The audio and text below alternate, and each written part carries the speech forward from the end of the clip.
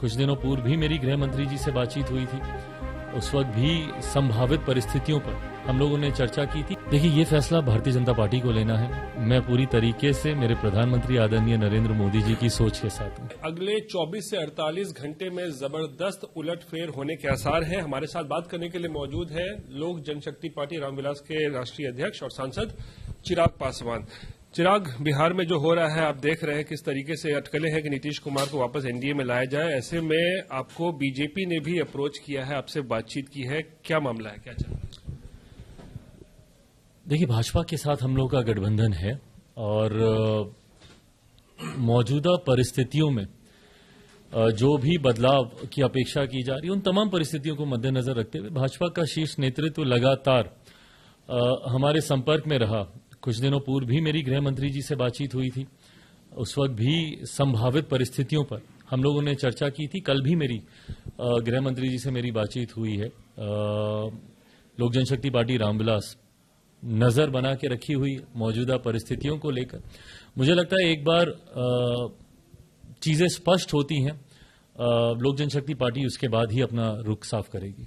जिस तरीके से जेडीयू और आरजेडी के बीच में अब एक दूरियां जबरदस्त तरीके से बढ़ी हैं, कल के जो रोहिणी आचार्य के ट्वीट्स के बाद ऐसा लग रहा है कि नीतीश कुमार अब आरजेडी के साथ नहीं बने रहे।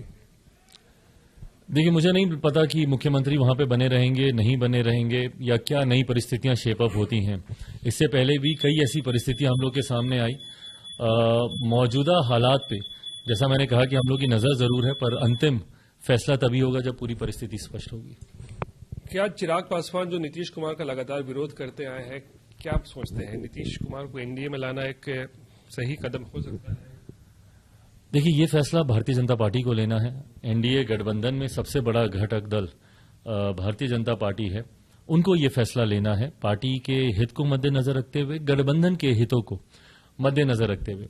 जहां तक रही बात लोक जनशक्ति पार्टी रामविलास की, मैं पहले ही कह चुका हूं। कल रात भी हम लोग की एक लंबी बैठक पार्टी के तमाम नेताओं के साथ हुई। तमाम परिस्थितियों पे, मौजूदा और संभावित तमाम परिस्थितियों पर कल हम लोगों ने चर्चा की। पार्टी के द्वारा मुझे अधिकृत किया गया है गठबंधन से जुड़े हुए तमाम फैसलों पर निर्णय लेने के लिए। ऐसे में मुझे लगता है कि एक बार ये तमाम चीजें क्लियर आउट होती हैं, उसके बाद ही पार्टी अपना रुख ले। आप एनडीए के एक महत्वपूर्ण अलायंस पार्टनर हैं। बीजेपी अगर कोई फैसला लेती है अलायंस के हित में, तो आप बीजेपी का साथ देंगे जो भी फैसला लिया जाएगा? देखिए, अगर मगर में अगर हम लोग उलझेंगे तो बहुत सारे प्रश्नों के जवाब बिना किसी आधार के देने होंगे। मुझे लगता है it's just a matter of time. कुछ समय में सारी स्थिति स्पष्ट हो ही जाएगी। लोक जनशक्ति पार्टी रामविलास ने, मैंने हमेशा एक क्लियर स्टैंड पार्टी को लेकर, गठबंधन को लेकर, अपनी नीतियों को लेकर, अपने सिद्धांतों को लेकर मैंने हमेशा एक क्लियर स्टैंड हमेशा रखा है। मैं चाहता हूं कि वही क्लियर स्टैंड भी मैं आपके सामने दूं, पर वो क्लियर स्टैंड तभी सामने आएगा जब ये अगर मगर हटकर सारी चीजें क्लियर आउट होंगी। नीतीश कुमार को लेकर हमेशा कहते रहे, पिछले बार भी जब मैं आपसे बात कर रहा था, कि वो पलटने में माहिर है, इधर इधर करने में जरा भी समय नहीं लगाते हैं। लगता है इस बार भी वैसा ही कुछ हो रहा है।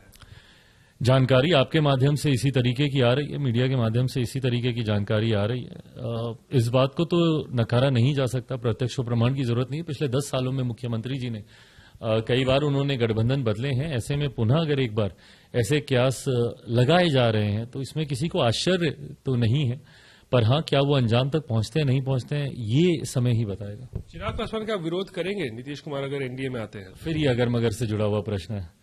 मुझे नहीं लगता कि इनका कोई आधार है इन प्रश्नों का जवाब देने के लिए। एक बार जैसे ही चीजें क्लियर आउट होंगी, तमाम सवालों के जवाब स्पष्टता से दिए जाएंगे। मुख्यमंत्री के बारे में क्या ये दर्शाता है, इधर उधर करना लगातार, इस अलायंस से उस अलायंस से? That's not my concern. वो मेरी चिंताओं में नहीं है। मैं बिहार फर्स्ट, बिहारी फर्स्ट की एक सोच के साथ मैं आगे बढ़ रहा हूं। मेरी चिंता बिहार को विकसित राज्य बनाने को लेकर है। खासतौर पर आज के दिन जब हम लोग 75वां गणतंत्र दिवस बना रहे हैं, अमृतकाल में हम लोग प्रवेश कर रहे हैं।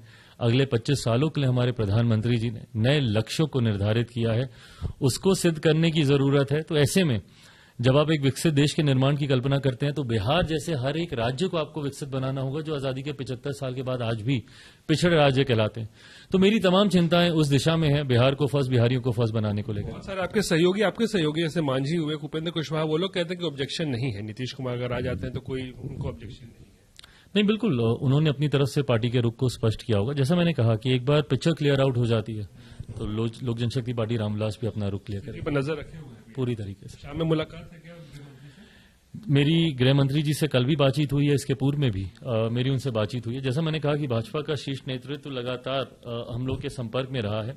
आने वाले दिनों में उम्मीद करता हूं, वैसे भी 2024 अधिसूचना कभी भी आ जाएगी। फरवरी में हम लोग आ चुके हैं, अप्रैल में मतदान होना है, तो सीट शेयरिंग को लेकर 2024 लोकसभा चुनाव को लेकर कई और विषय हैं जिस पर हम लोग की चर्चा हो रही है। उसको अंजाम तक भी पहुंचाना, उसको लेकर भी बैठकों का दौर। सवाल, आप तो इंडिया में बने रहेंगे ना, आपको तो आप इधर उधर नहीं हो रहे ना, चाहे कोई अगर नया साथी भी अगर आ जाता है तो। ये अगर मगर से जुड़ा हुआ प्रश्न है।